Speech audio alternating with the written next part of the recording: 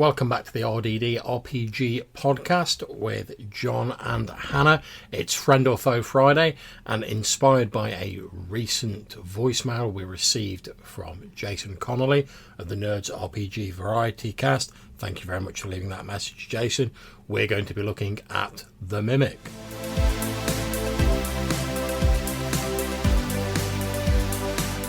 Okay, so Hannah, you've got the AD&D Monster Manual 2nd edition there. What does it say about the Mimic inside? So, for anyone that doesn't know what a Mimic is, it's a creature, it looks like a treasure chest. Well, not just a treasure chest, it can look like other things, but typically in the artwork it is shown as being a treasure chest with like a huge gaping mouth on it. Yeah, it does actually give you a list of other stuff it can pose as, including stonework, doors, statues, stairs, and other common items. But usually it's a treasure chest. Yeah, and I mean, let's face it, we all know why that is, because in a D&D game, player characters love them treasure chests. The players go and investigate it. It turns out to be this monster, which is very like the luggage from Discworld. It opens up its big treasure chest door. Well, yeah, the luggage from Discworld, I assume, is inspired from early D&D. You'd have to check the numbers because they're both late 70s stuff. Hey, this is Future John here. Just to say I've checked those numbers. The Mimic made its first appearance in the Dungeons & Dragons fantasy role-playing game in the Advanced Dungeons & Dragons 1st edition Monster Manual that was published in 1977. The Colour of Magic, the first Discworld book, came out in 1983, and you can definitely see a lot of inspiration from D&D in certainly the early Discworld novels. Anyway, back to your scheduled programme. But yeah, looks like the luggage from Discworld. It chomps the players. Sometimes it has gribbly tentacles and stuff. Yeah, because it can like extrude like pseudopods, can't it? Like batter the player characters. Yeah. Pseudopod that inflicts 3d4 points of damage, so it's a pretty nasty enemy if you get close enough to it. Oh, I can see here it also says it covers itself with a glue-like substance, so presumably as you go in to like, open the treasure chest and you go to lift the lid, you're stuck to it. And any creature that touches a Mimic is held fast. Alcohol will weaken the glue in 3 rounds, enabling the player to break 3, or the player can make an attempt to do an open doors roll. Good grief, I remember that system. That's old school. That's what it's all about. So, yeah, Mimics. Other thing that's mentioned here is that they're created by wizards to protect themselves from treasure hunters. Yeah, now we have actually done a bit of research and had a bit of a look around, see if we could find whether there were any guidelines for, like how high-level player characters might make a Mimic. But we haven't been able to find anything so far. If anyone out there knows where there are guidelines, feel free to drop us a voicemail or an email and let us know. But at the moment, I'm sort of assuming it's one of those, in times of yore, wizards made these to protect, and it's all a bit woolly and sort of in the background. So, obviously, luggage from Discworld, but can you think of any other examples of similar, like, creatures or things in other stories or games? Okay, not so much specifically Mimics, because I think Mimics in this incarnation have very clearly been designed to fill a particular niche in D&D. Rather like the Living Wall we talked about in the last Friend or Foe Friday episode, they're halfway between a trap and a monster. Mm-hmm. They're designed to sort of trick the players. You go in going, oh, I'm going to get my hand on that sweet, sweet gold pieces. And then, oh no, it's a monster and you have to fight off another monster. So I think it's designed to fill a very specific niche in sort of D&D role-playing. But obviously there are a lot of examples of shape changes of various kinds throughout mythology. I'll give a couple of examples. There's the Leshy, which is a woodland spirit from Slavic mythology, a sort of lord of the forest that protects animals and nature. They've got beards made of grass, bark-like skin, often with like tails and hooves. They're supposed to have like a really close bond to the forest, and they can take on a human form to disguise themselves as a common peasant, and they can shrink themselves to like the size of a blade of grass or grow to the height of a mighty tree. Obviously, there's the Selkies from Icelandic, Irish, Scottish mythology, who have the ability to transform themselves between seal and human form. There's various berserkers who can transform themselves into bears and wolves as they fight. There's the Puka of Celtic folklore, which is like a sort of diminutive fairy that can assume a variety of terrifying forms. Although I seem to remember that most of the forms it actually takes on in mythology are sort of animals, so I'm not really sure how those are terrifying. But you know, obviously there's the Wendigo, the sort of winter spirit, which is associated with cannibalism. Various other creatures. Obviously we've got the ever popular nowadays lycanthropes, your werewolves, etc. And obviously your vampires that could turn into bats and wolves and mist and stuff like that. And I think with a lot of these creatures, especially the more sort of horror-based ones, the idea is they're either sort of horror because it's like a body horror thing, you know, you think you're safe because like a human can't get through this area. Oh no, the vampire's turned into a mist and it's leaking under the windows, so you're not safe anywhere. Or it's that whole bait and switch where like, oh, we're going to go and rescue this poor person over here. Oh no, it turns out that poor person's the savage beast that actually caused the problems. Or it's a sort of a trickster vibe, you know, like the Fae, using the shape-shifting powers to trick people and make sure they get their comeuppance, which does tie back into the Mimic, because again, it's a trick that you play on the player characters. Here's the treasure, bait and switch at the last minute. Oh no, the treasure's actually a monster. See, I've always seen them as more of like a computer game, board game type monster. All right, okay.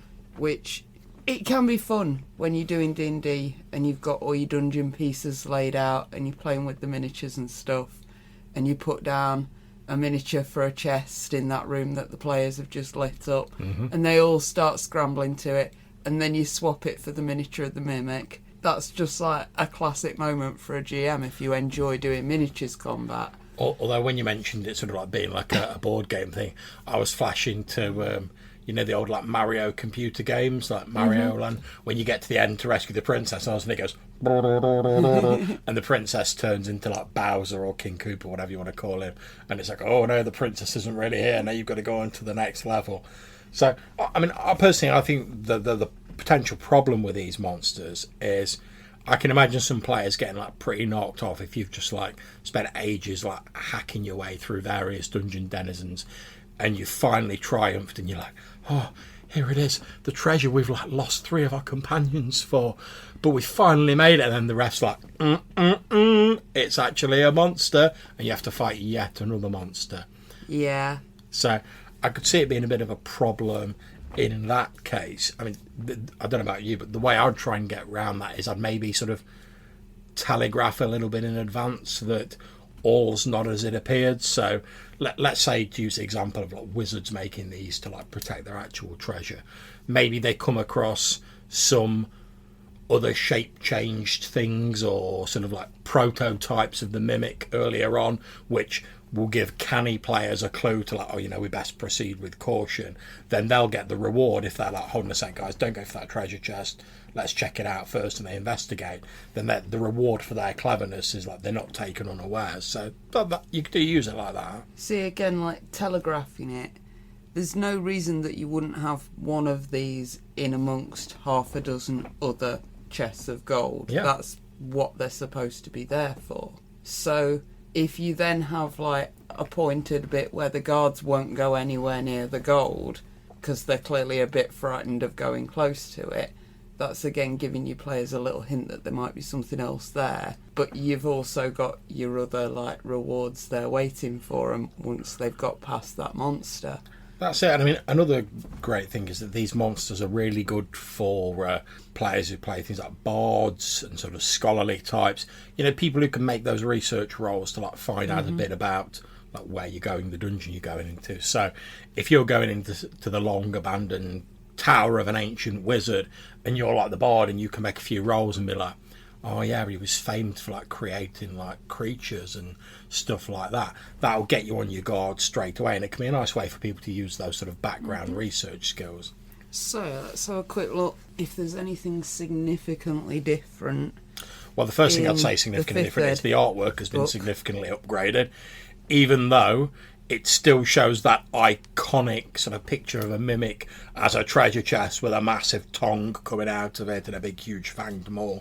I think I still like the old artwork. So, this version doesn't have any origins for mimics. I'm assuming that's so it can leave it up to you if you choose to use them in your game. Well, it does say, there's a bit here where it says cunning hunters, they normally live and hunt alone, so that would suggest to me that if they've got feeding grounds and stuff like that, they're an actual creature. Well, yeah, it talks about them evolving and having predatory intelligence. Yes, I know that a lot of the monsters in the sort of older D&D, when they couldn't think of a decent origin for it, they were like, Wizard did it. So maybe they're trying to get a bit away from that in the sort of newer edition. But it's still got similar abilities. It's got the shape change. It's got the like the adhesive touch. Yeah, much more simply worded, obviously, and much more concise for the stat block there. Yeah. Which is always a nice thing in the newer versions. Yeah. Right, so we've had a quick look at the Mimic in the AD&D Monster Manual and the 5th edition Monster Manual, and we've talked a little bit about mythological shape changes very briefly, because although there's not really a Mimic as such, there's plenty of creatures that do mimic the appearance of other creatures. So can we think of any other ways you could use the Mimic in your game, or you could put like a bit of a fresh spin on them? I think the most obvious way to do it, and sort of without changing the stats or anything like that, is the Mimic. If you mention a Mimic to anyone, you say, what's a Mimic like? They'll be like, it's a treasure chest with a mouth. That's the iconic description of it. But as you said earlier, in there it describes that it can take on other forms like doors, walls, stairs. So I think the first and easiest way to give it a bit of a fresh spin is just don't have it be a treasure chest. So maybe if you want to do that whole bait and switch thing, maybe they do find the actual treasure chests, and then when they try and go up the stairway to get out of that room, maybe it's the stairs that are the Mimic. Yeah. So perhaps they do all the whole thing like, oh, you know, we're not sure it's have the treasure chest with a 10-foot pole, check everything out. Oh no, it's sound, we've got the treasure chest. And who's going to think, oh yeah, we'll just check the stairs as well on our way out? Or you could even do like the old Terminator 2, you know, where he's the bit of floor and he like up into the form of like Robert Patrick or whatever his name is, and you could have the Mimic do that. It could just be like a piece of flagstone floor, sort of like laid over it. Maybe it's been trained or programmed by the wizard or whatever, so that it only attacks people when they leave. So I think that's a couple of ways you could use it. Do you think of any more? Well, obviously, if we're talking shape changes, sad little Trekkie that I am, I can't help but point out Odo and the founders in Deep Space Nine, and how Odo uses a lot of his shape-changing abilities as a policeman for surveillance purposes of various different kinds. What does it say about the intelligence of like the Mimics in there? They must have at least some intelligence to be able to like assume the form of things. The 5th ed one just says that they have like animal predatory intelligence. Yeah, and they've got intelligence 5. Intelligence of 5. What about whereas AD&D? The AD&D one gives them 2 versions. The smaller version has average intelligence of 8 to 10, and the bigger version has intelligence of 2 to 4. See, now that's quite interesting. Like, they seem to have downgraded their intelligence and made them more sort of instinctual, sort of like actual animals rather than like created things. Now, as you were saying, if they've got average intelligence and they can be trained, or they have intelligence where they're sentient effectively, you could, if you were a wizard who'd got a load of these, or someone else who'd got a load of these, you could think of how good spies they'd make. If you were like, right, I don't want you to attack anyone, I don't want you to do anything like that. All I want you to do is I want you to disguise yourself as this noble's like dresser, and I want you to sit there. I'm going to come and collect you in a week, and I want you to remember everything he says when he's talking to this person. Then tell me when I come and pick you up. Or if you're the wizard who's made it, perhaps you've made some sort of scrying dealio where you can like see through its eyes. And just imagine you could like seed all these mimics throughout the kingdom, and it almost like you have eyes everywhere. Like you look into your crystal ball or whatever, you could peer out through the eyes of your mimics. that'd be an amazing sort of spy / information gathering ring.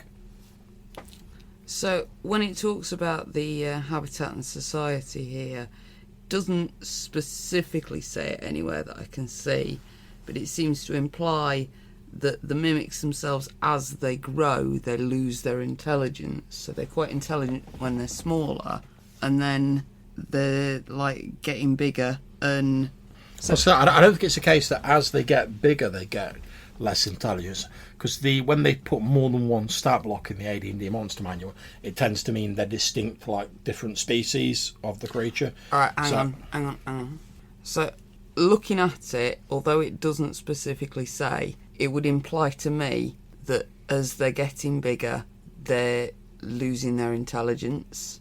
It says that they start off quite intelligent and that they're happy to exchange information for food. And then it also says that wizards who use them as guardians sometimes find them to be less than enthusiastic. Sort of, without specifically saying it, implying that like as they get a bit older, as they get a bit bigger and a bit fatter, and they've been stuck working for the same wizard for a while, they get a bit sick of it. See, I don't think I quite like that idea as like something for if a player did get one of these as a pet. Yeah, it could start off quite interesting and quite intelligent, and as you say, able to do all these like little tasks for the player. But as it gets bigger, it starts to get a bit thicker and a bit more violent. See, I don't know that personally I'd have read it like that, because it says here common mimics are quite intelligent, and then it says killer mimics. And I know that the way they tend to put the stats in the books, they tend to put them as different species. Now I can see you pointing at the fact smaller, more intelligent common mimics and larger, less intelligent killer mimics, but it does say there are two varieties. Fair enough. But as you say, we're talking about fantasy monsters, so you could read it either way, and if you're the GM, whatever way you read it, that's the way it is in your campaign world. And I think that's the benefit of creatures like this, where the background is maybe a little bit woolly and a little bit more indistinct. That you maybe have to do a bit of legwork to sort of fit them into your campaign, but if you're willing to do that, you can make them very specific to your world.